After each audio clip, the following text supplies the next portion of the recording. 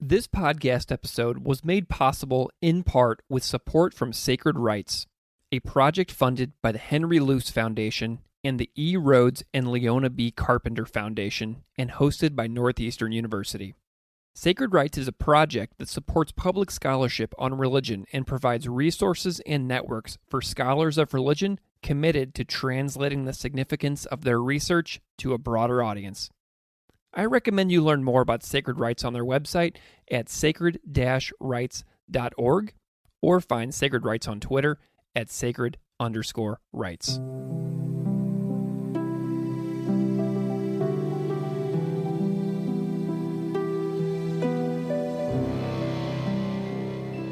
Welcome to Classical Ideas Podcast. This is Greg Soden. On this episode, my guest is Dr. Matthew J. Smith. He holds a Ph.D. in Religious Studies from Northwestern University and is currently Assistant Professor of Religious Studies at Alma College in mid-central Michigan. He is a transdisciplinary scholar of race, religion, and U.S. empire, whose research and teaching also center on gender and sexuality, science and technology, and environmental humanities.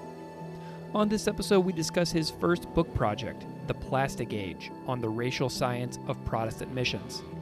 The forthcoming book will explore the biopolitics of conversion in U.S. Protestant missions in the late 19th and early 20th centuries, which interrogated the missionary discourse of the concept of plasticity as a central grammar in the modern scientific production of race. We close our chat by discussing the importance of public-facing scholarship. Please enjoy my conversation with Dr. Matthew J. Smith.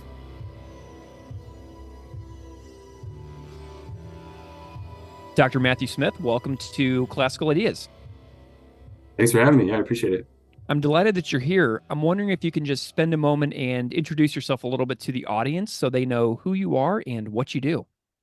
I am an assistant professor of religious studies at Alma College. It's a small liberal arts college in mid-central Michigan. I also direct the religious studies program there, which is not saying much because I'm the only one in my program teaching here. It's one of those small institutions. But that's where I'm at now. And I study and teach on race and religion, primarily American religion sexual. I mean, because I run the program, I guess I teach on a lot of things. I want to know a little bit about your background, your origin of your interests in, what became your academic specialty. Can you take me a little bit through some of your memories of life, where you have major turning points along your academic and professional path that kind of matter for where you wound up today? I mean, I think it's a familiar story for scholars of religion, but I grew up in an evangelical household in Grand Rapids, Michigan. Grand Rapids is sort of like the tip of the Bible Belt for those that don't know. That's where most Bibles are published. And so, it's sort of a part of the culture of West Michigan. To the Reformed churches are there and so on. So I grew up in that environment, and I eventually ended up at a small Christian school in Indiana, Anderson University, where I first started studying, religion for the first time academically. I really took to specifically American religious history, because I think it helped sort of fill in some gaps in telling the story of, who I was, where I came from, how did Grand Rapids end up the way it was, and really just kind of loved it. And then decided to go to seminary, thinking maybe I wanted to teach. I was pretty sure I wanted to teach, but when I was in seminary, those were the years, right, when Trayvon Martin was shot and killed.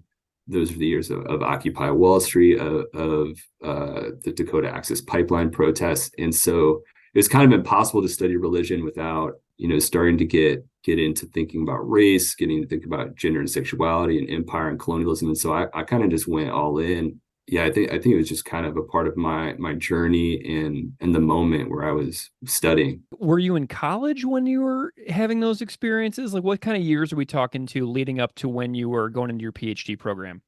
I think Trayvon Martin was shot when I was in my first year of seminary.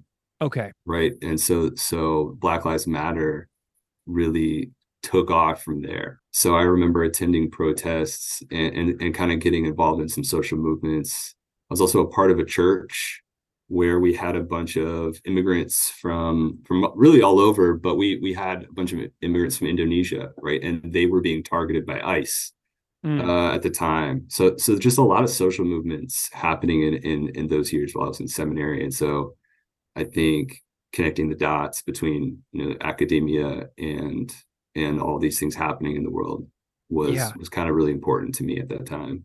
The idea of sanctuary churches was something that I got really into studying for a while as Oh, well. sure. Yep. And I mean, I just love the ways that churches can be involved in social movements that are not exactly what a lot of people in the United States would be thinking of whenever they would be thinking about what churches would be doing as far as like activist work goes. So I love looking at stories like that. So I'm glad that that really Yeah. captured your attention as well. Yeah, and it wasn't like our church did anything special. We just had a bunch of people who attended our church that were Indonesian. And then suddenly, they're getting ice at their doorstep. And it just kind of happened, right? It just kind of happened. These social movements just sprang up. So that's cool that you studied sanctuary movements. How did you wind up at Northwestern doing a PhD? What was that path like? I got to Princeton seminary thinking I was pretty sure I wanted to teach. I kind of decided preaching wasn't my thing. In pursuit of that path, I decided to take a class at the university there. And they have a great religion department, American religion specifically. So I was able to take a class with Judith Weisenfeld, Love her. Love her and work. right, brilliant scholar of race and religion. Yeah, that class really pushed me to kind of go, wow, this would be fun to really study this stuff. And then she hosted like the very next semester, she hosted a big conference on race and religion in America. So she like pulled in all these scholars of race and religion from around the country, and one of the people that came there was Sylvester Johnson, who ended up being my advisor at Northwestern. So yeah, I remember like hearing his talk and going, wow, I would love to learn more from him, and got to know him there and sort of built a connection, and then was fortunate enough to get into Northwestern and decided, yeah, I want to go learn with him. So yeah, that was kind of the path. I was especially fortunate because I'm from the Midwest, and so I was like I was really happy to come back to Chicago. Yeah, I'm from Yeah. St. Louis, so I resonate with that Midwestern pull as well. You know what I mean? Yep. It's a special place that it feels different than other places, and I totally get that pull. Yep. What was your dissertation path like whenever you were kind of establishing what it is that you wanted to do? How did you kind of narrow in and hone in on something? Because that was something I struggled with in a PhD program myself. So I'm curious about how you kind of found a pathway forward in that program. I had a paper that I'd written while I was in seminary and kind of use it with some of my application materials. When I ended up taking classes, it was sort of the only archival work I had done up to that point. But it was like, well, this was just sort of an initial interest. It was interesting. I didn't really know if I was going to do anything with it. And the more I took classes, the more I just thought I might have an actual project here. So I originally came in thinking I wanted to study religion and whiteness. That very quickly was sort of ballooned into all kinds of other topics and fields, race and ethnic studies, writ large. You can't really study those things without studying gender and sexuality. Northwestern has a great American religion program, right? Robert Orsi's been there a really long time. Sarah Taylor was there while I was there, but it's a small department, so it sort of forces you to jump into other departments. It's one of these kind of PhD programs where you really have to take classes in anthropology, and you have to go into Black studies, and you have to go take a class in history, and that was really cool. So I ended up kind of just going, let me just take all these pieces I'm getting from these different spheres and seeing what I can make sense of these archives I originally started digging into before I had even gotten to Northwestern. So it was kind of it just kind of came together. Yeah, something that I was enjoying when I was looking at your work, I was like, okay, there's aspects of race here, religion, empire, gender and sexuality, science, Yep. technology, environment. Like there's so many different fields that you seem to be interested in and drawing from. And I love seeing lots of interdisciplinary work because it just shows people's influences and inspirations that speak to them, but it's a way that people kind of like tell the story of who they are as well within their own scholarship whenever people are drawing from so many different areas that they tie into, you know? Yeah, I completely agree. And it's one of the joys of teaching religious studies too. And I always tell my students, like, this is really an area of study, and really we're using tools from so many different disciplines, and we're talking about religion, but we're ultimately, we can pull from all kinds of other fields. Even science, like I do a lot of the history of science, and students are always shocked by that. But yeah, once you get into these archives, once you get into material, case studies, people's everyday lives, you're like, oh, this has all this other stuff. And yeah, why not bring it all in, right? Let's chat about a current project you have going on. I read a proposal that you've written called "The Plastic Age" on the racial science of Protestant missions, and I presume this is a full book project that you are working on, correct? Yeah, yeah. It's my attempt to turn the dissertation into a book project. So I'm wondering if you can just kind of describe to listeners, give us a little preview of what they might expect for this forthcoming book. What are some major points that you're looking to communicate in the in development book? the book overall is really trying to understand the way that Protestant missionary movements, specifically in the late 19th and early 20th centuries, they both utilized and contributed to all kinds of scientific ideas about race during this Hmm. period. First of all, it was an era of burgeoning U.S. and European imperialism, and so you have all of a sudden this access to global spaces that missionaries, specifically like white Protestant missionaries, hadn't really had access to. So all of a sudden they're really invested in going to all these spaces, right? But this is also the age of eugenics, and it was the age of race science, right? This was really like, people could say pseudoscience today, but it really was mainstream science at the time, race science. And so a part of what I'm trying to do with my project is think about these two things together. There's this quote from a missionary, John Armat. He actually wasn't a missionary. He was what we call a missionary apologist. He was like a secretary. He was like in charge of all these missionary organizations. So he organized a lot of the stuff missionaries did. He held this huge conference, and he said that the non-Christian nations around the world are just now entering a plastic state. And basically, he was saying, we have to get to them now, mold them now before they harden into a form that they won't be able to change for future generations.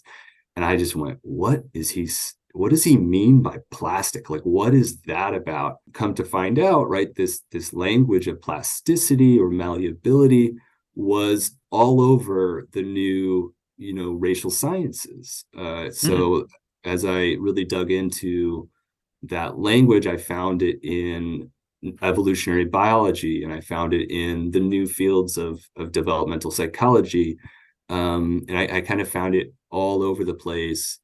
And so really what I do in this project is set out to kind of say, well, what do they mean? What does this have to do with race? Is there something more to be said? And what I find is, yeah, there's actually this language of plasticity, this language of convertibility or changeability or malleability is really important to the concept of race. And it actually speaks to a lot longer history of missionary conversion, and the problems of conversion actually having a lot to do with race as well. So I'm trying to sort of piece together this longer history, but really speak to the moment that they're in at the turn of the 20th century. How so I had never heard the name John Armat. I had never heard of the Okay. World Missionary Conference. And I'm wondering like what listeners need to know about him as a person and this conference that was developed around these ideas. Mott was one of the most influential missionary figures of his age. He really was. He originally sort of got started with the YMCA, as so many people did in that Mm. era. From the YMCA, he and a bunch of others formed what was called the Student Volunteer Movement for Foreign Missions. This was actually the largest missionary movement in U.S. history. They sent out more missionaries in this period, right at the end of the 19th century into the beginning of the 20th century, than they ever had before. It was this sort of huge movement, and they started forming networks, right? He really was a networker, right? Like that was he didn't actually go anywhere and try to convert anyone. He really was a secretary. He networked with all these other missionaries. He formed all these organizations. He realized pretty quickly that the U.S. was he was from the U.S. He was born in New York. He realized that the U.S. couldn't do it alone. And he basically said, what if we pool the resources of other missionary groups? So he went and he traveled to Britain. He connected with the missionary movements in the British Empire. They went to Switzerland and Germany, and they connected with some other European missionary movements. And all of these European missionary movements were all, related to their empires, right? Like the U.S. empire was growing, the British Empire was the biggest in the world at the time, and others were this was the scramble for Africa and Asia. So he kind of knew. He looked at the time and the era, and he said, "Look what's happening. We have a really monumentous opportunity here to actually convert the world." That was their goal. They really wanted to evangelize the entire world, and they thought this finally was this historical moment where they could do it. He kept networking, and then he held this huge. It was the first international sort of global Protestant missionary conference that had ever existed in Edinburgh in 1910, and he brought together missionaries from all over the world, colonial administrators, and they sort of just got together. They shared a lot of their information, their experiences, their data, and they tried to strategize on how to convert the world in this time period. So this was this huge missionary movement. So it was really monumental, and he eventually won a Nobel Prize later in life. For his work. He really got into ecumenism. He's actually a really influential figure. Not a lot of people know about it. He was friends with Teddy Roosevelt. Roosevelt wanted him to be an ambassador to Russia, but he just turned it down. Anyways, he's a really important figure. There's a quote that you have in the piece that really stood out to me. It's quote, "Managing and optimizing the population." That stood out to me so much in the ways that the organizers of this conference and these missions viewed the other people that they were targeting as bringing into the fold, so to speak. I'm wondering about some strategies that they would use to convert. Do you know of any strategies that the missionaries would use in order to convince people, or maybe to denigrate other religious traditions to get people to switch? Is there anything that really stands out to you as far as strategies go? Yeah, it's a really good question. And actually, strategy was important for them. They were really trying to think about what is the best way to convert people, and which people are convertible, and is there a difference between people's relative convertibility or not, right? So a lot of what they were doing was they were producing all this knowledge about global people. So these missionaries weren't out in the fields just trying to convert people. They were also writing extensively about the people that they were encountering. And in some cases in this time period, a missionary was writing about a population that they had encountered, and nobody else had written about it or knew about them. So many times they were the first voices to say anything about, for the Western public, we should say, right? One of the things that sets this movement apart, the missionary movement, it was unique from missionary movements before this, was they, again, utilizing the sciences of the day, they started targeting youth, right? So this was very much a student missionary movement. Part of their strategy was, we need to start converting people when they're young.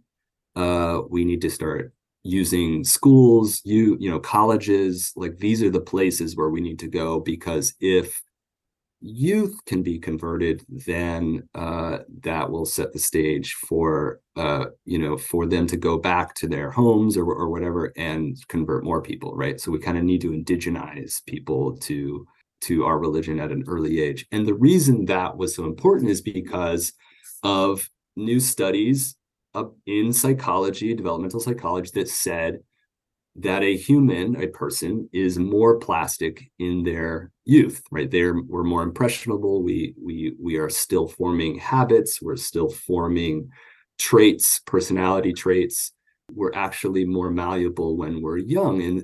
And some of the especially like evolutionary theory at the time, for example, Jean-Baptiste Lamarck, he's a French naturalist, very popular evolutionary theorist in the United States.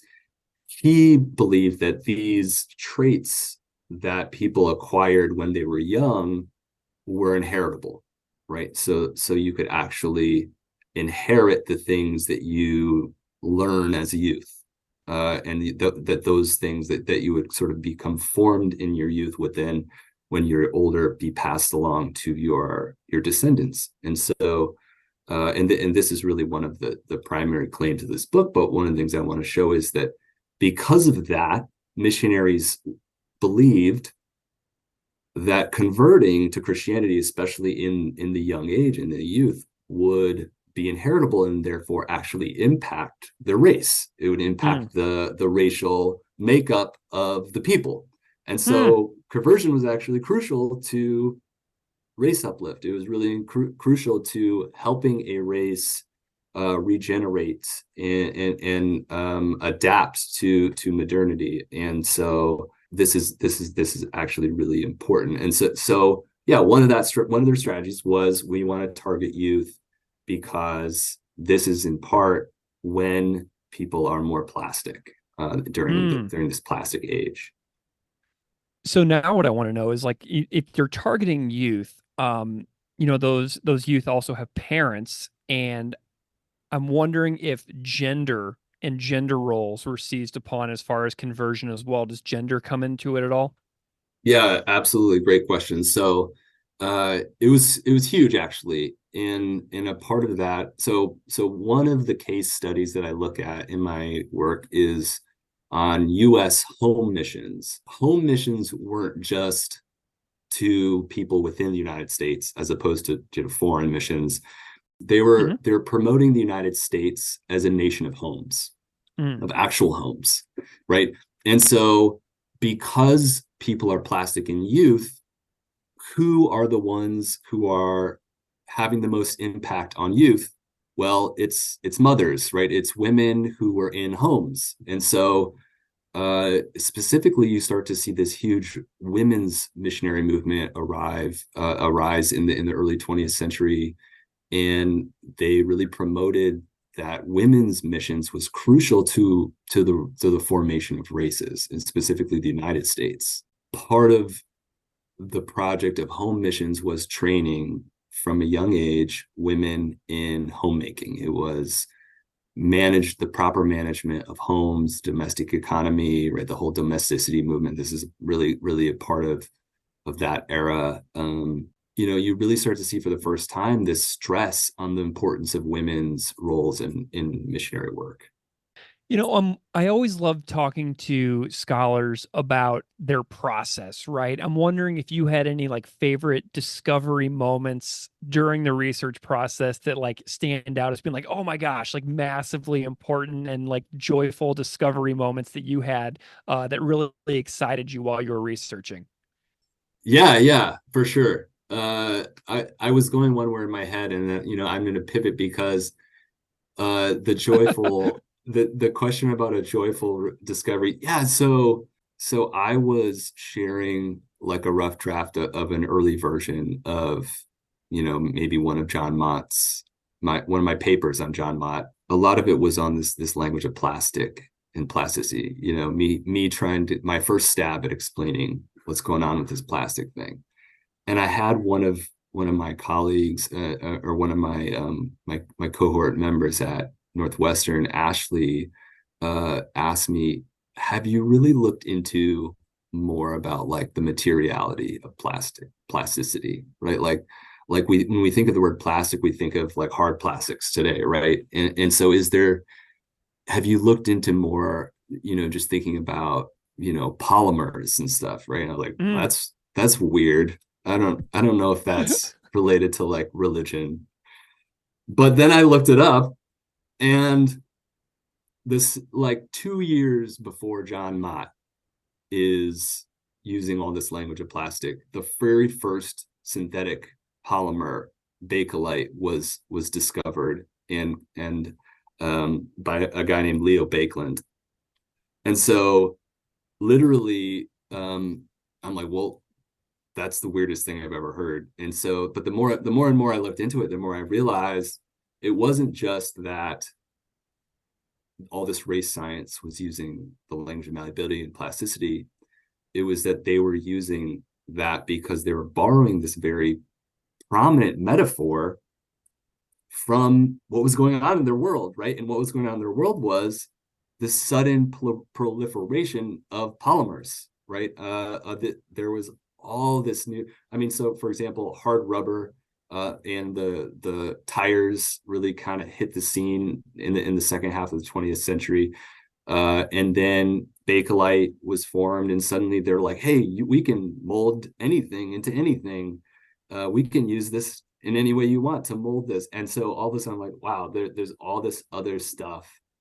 And so at first I was like, well, this is too weird, and it's beyond the scope of the project. But the more I went with it, I kind of went, no, this actually helps me tell the story. This helps me think really about what Mott really was after, and what the spirit of that age was about, which was really, this age of technology, this age of science, this age of man, right? They really believed like humans could mold nature, right, to their will. I mean, and this was central to the eugenics movement, right? The eugenics movement very much sort of scoffed at this idea that evolution was random. And they said, no, evolution's not random. We can shape evolution. We can guide it. We can breed humans in this particular way. And so that was a part of the eugenics project, was thinking, well, we can actually shape our evolutionary futures. And a lot of that, I think that sort of like aggrandizement I don't know if I'd say it came from, but it was very much similar to this idea that, well, we can just take nature's resources and mold it and make plastics in whatever shape or form we want. So yeah, it was a very interesting discovery, and kind of was like a problem for me in the dissertation process. Like, what do I do with this plastics thing? And I think I'm still, even as I write the book manuscript, still trying to figure out exactly how to say it the right way. But what year are you in right now, being a professor? You're pretty early on in your career, right? yeah, this is my second full-time year as a tenure track professor, and I had 1 year in between where I was a visiting professor of race and religion at College of the Holy Cross. So this is technically my third year full-time teaching. Very cool. So I love the fact that you're starting off your career doing what you're doing, as far as like because the way that you and I came together is that you're involved with the Sacred Rights program that does trainings for scholars to be public facing in their work. And so it's really cool that you're so earlier in your career and you're already going in that direction. And I'm wondering if you can just tell me a Yeah. little bit about why you want to do this, what got you involved in this project, and kind of like tell me why you're doing what you're doing. Yeah, it's a really good question, and I feel like there's probably a couple ways to answer it. I think, on the one hand, I got into wanting to study all this stuff. I mean, I kind of already gave you the story, but it was because of social movements, Yeah. and it was because of the things that were happening around the world as I was studying. And it seemed like, well, if scholarship isn't speaking to the contemporary moment on some level, even the very weird, archive I'm in my work, if it isn't speaking on some level to contemporary moment, then what are we doing here? Right. So I think from the very get-go, it was kind of like, well, we have to, I hate the word relevant, but we have to make sure our scholarship is accountable to the things happening in the world, Yeah. and because it's going to reflect it one way or another, right? Anyways. And yeah, finishing my dissertation and applying into jobs in the middle of the pandemic was kind of crazy, and it was definitely one of the hardest things I've ever had to do. But I think it quickly made me realize, like, if I'm not going to do this, if I'm not going to be true to who I am in this process, then I better just go find another job, because there's not a lot of jobs out there. They don't pay a lot, and the pandemic, everything was crazy, right? Everything was crazy. So I think the first answer was just, yeah, I just, it was important. It was important for me in my path, in my journey, to get involved in making sure that my scholarship spoke to the public moment. And then I think the other piece of that was I did just start teaching. And I quickly realized that like teaching is like a classroom is a public space. And some of the best things I assigned to my students came from, places like the Revealer magazine. Yeah. They put out some just incredible stuff. I love their work. They're amazing. Yeah, podcasts like this one, right? Yeah. It's really digestible, easy for students to grasp, to get an intro into some topics without being just so text heavy, right? And so I kind of just went with, if I'm going to be a good professor, if I'm going to be a good teacher and educator, starting to get going on public scholarship is a really, important and promising thing to do. And if I want to teach my students how to, by the way, communicate in the 21st century, when like most of them don't go to some academic text to find out stuff anymore, right? Like they go to podcasts, they go to YouTube, they go to Wikipedia. So if I want them to be able to navigate that stuff, I have to be able to navigate it myself, right? And you're modeling it too. Like if you do stuff like this, like you're modeling to them how they can be engaged whenever they get into their own professional field someday too, Yeah, exactly. And I don't have to be some expert that knows all this stuff. I can just come publicly and have a conversation with you, and we can, we can learn together, right? It doesn't have to sort of be, oh, I know all this stuff, so now I can finally talk about it, right? Yeah. Well, Matt, I'm really excited about your book project, The Plastic Age on the Racial Thank you. Science of Protestant Missions. What is your timeline for the book? Oh, there's always the aspirational timeline and the real timeline. I would love to have the manuscript finished in the next year. I'm really fortunate to have a couple presses interested in it. So it'll how long the process of peer review and edits and all that take, who knows? But I'm hoping to get the manuscript finished this year. So that's what I'm hoping for. Is there any place that you'd like to direct listeners if they'd like to follow along with what it is that you're doing in your career? Yeah, you can find me on Broken Twitter. That's always one route. Look me up on my my faculty web page, but yeah, my public face right now is pretty small because I'm really just trying to get some classes taught in my first couple of years here. Nice. But we'll see if that grows as I get established here.